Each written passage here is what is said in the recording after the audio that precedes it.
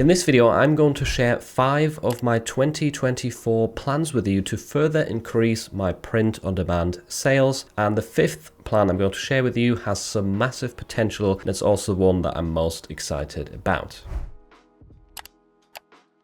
So the first way that I'm definitely going to increase my sales with fairly low input or low effort is by filling out my Amazon merch slots using Flying Upload. So let me explain this one. I am in tier 30,000, which means I do have 30,000 design slots to fill in. And I had kind of given up with this challenge because even if you use Scalable Designs, uploading them manually just takes too long if you have that many free slots. How long is this going to take? I have recently started using Flying Upload over the past month without any trouble. It's saved me so much time. You can create scalable designs, have a spreadsheet ready that you import into Flying Upload, and then the upload is literally seamless. And this way I've been able to push 5,000 new products per day onto my Amazon merch account. If you have a lot of niches in your scalable designs that you know are safe, there's not really going to be any problems in terms of rejections. You can still do it the careful route where you only publish to t-shirts first, and then afterwards you use Flying Upload to push to the other products as well. And for anyone who's concerned about upload automation, so many people have been using it for Amazon merch for so many years without any trouble. Even the Flying Upload team uses the tool for their account. I know Ryan Hogue has been using Merch Titans for many years now for his Amazon merch account. Technically, something like Productor or using the bulk pricing change thing, that is also in a sense automation software that you're using on your Amazon merch account. I think there's no possible way to really fill out your slots if you're in a higher tier other than using upload automation. Like, it's just unrealistic. So why does Amazon give us the slots if it's impossible to fill them out? So yeah, I'm happy to take the risk. That is definitely going to increase my sales. I've already noticed over the past few weeks that my sales have gone up with a lot of new random scalable designs, and there's so many different categories that you could target or try out here with scalables. I've got many videos on my channel showing how to create these with either Automate POD or Illustrator. I prefer Adobe Illustrator for scalable designs, how to create the spreadsheets, how to import those into Flying Upload. I have shown that in videos on my channel, so check them out. I will try and leave some in the video description. One thing that I will try as well, for example, that I haven't done yet with scalables is name-based designs. So you could have a funny phrase on a t-shirt and then just swap out the name, and that way people have almost like a custom t-shirt for their loved one, except for they can't swap out the name themselves. They have to find the right design with the correct name on there. And that's sort of a category of scalable designs that I haven't tried yet, but that I will try moving forward in 2024. My second plan is kind of doing the opposite of scalable designs as well, which is creating more unique and intricate designs. And by this, I essentially mean designs that have a lot of detail in them, maybe a lot of smaller text as well, stuff that might take a lot more effort to create and design initially, but that also has less competition because less people are going to bother creating those sorts of designs. What do I mean by this? I mentioned this in my Displayed tutorial from last year, saying that on that website I've noticed a lot more detailed designs selling that have a lot more small objects, small text, maybe collections of different animals or objects or stuff like this, which that is one reason why I want to do it. They sell quite well on Displayed. Again, even if you're selling these on t-shirts, you have essentially got less competition or less people that would, try and copy your design because it just takes longer. And most people would much rather just take some clip art, place some text with it, or just make a basic text design and then sell that. If you spend the extra time on some of these more unique designs, unique ideas, very complex design styles, then you could have an edge over your competition. And sometimes these designs, at least from my experience, could turn into bestsellers more likely than a scalable design would, right? Scalable designs are really, really great because they're low effort, but they're rarely going to turn into a bestseller that gets you like loads and loads of daily sales. Whereas these more unique and intricate designs can definitely turn into bestsellers. So that's why I want to spend more time doing that as well. With the YouTube channel, I have got less and less time to create my own design, so I might outsource some of that design work. I'll find some examples, some ideas, put them together and outsource that to a graphic designer, or maybe to the Vexels team, the Vexels design requests, stuff like that. That's definitely something worth considering as well. If you're in a higher tier and you have got a bit of budget, then getting those more unique designs done elsewhere to save you time could be beneficial. My third plan for this year is to be stricter or more effective when it comes to productivity. And this may sound a bit strange at first, but hear me out, because I think personally that most people know what they need to do to increase their sales. That's not the issue. Getting distracted and not doing the thing you need to do is the issue. Essentially, and I've mentioned this in the past in multiple videos, but essentially we've got so many social media apps, modern technology that is literally designed to get you addicted, to draw your attention away, because the more time you spend on these apps, the more money they make. The end result is you just wasting your time and not making any progress with your business. So I think if you implement some new productivity strategies, you can massively have an impact on your bottom line. And I've made a video about this recently with I think 7 or 8 different productivity tips, including placing your phone in a separate room whilst you're working. That way you can't get tempted to just quickly look at the screen, check your notifications. That's another one.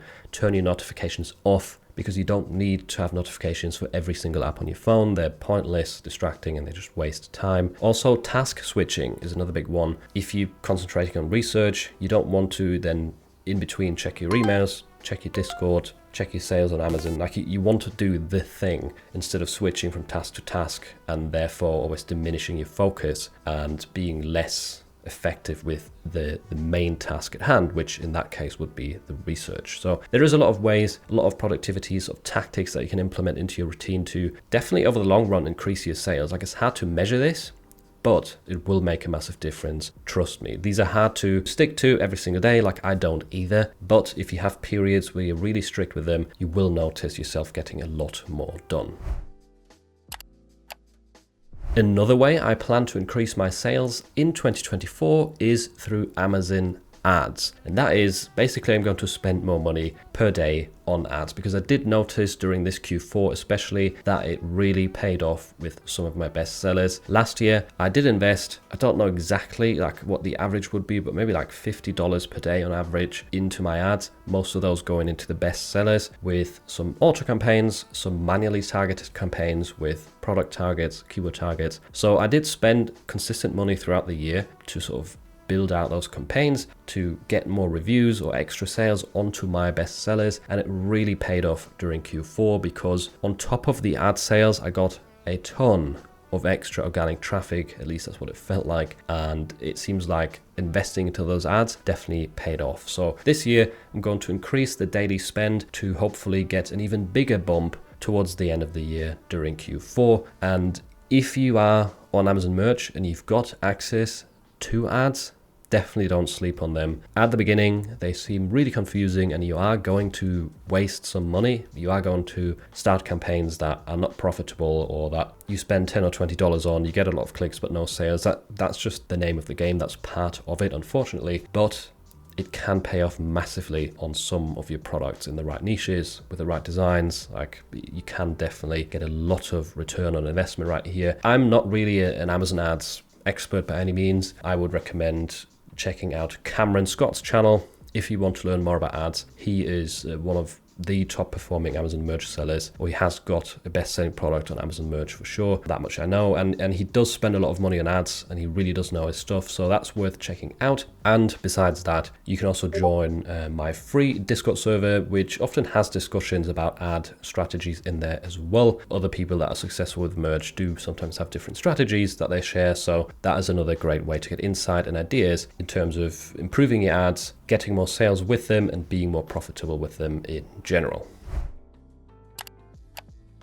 So for plan number 5, let me tell you a quick story, because at the very beginning of December last year, I started posting a specific type of product to Etsy. I published maybe 20, 30 new listings with this specific product type, and I noticed an immediate spike in sales literally the day after. And some of these new listings turned into some of my best sellers on Etsy within just a couple of weeks. Now, obviously, it was Q4, so that helps with traffic, stuff like that. But I've never ever known to publish new designs, new listings of products that instantly get so much attention and traction. And what I'm talking about here is personalized products. You can now sell these quite easily through platforms like My Designs or Hello Custom.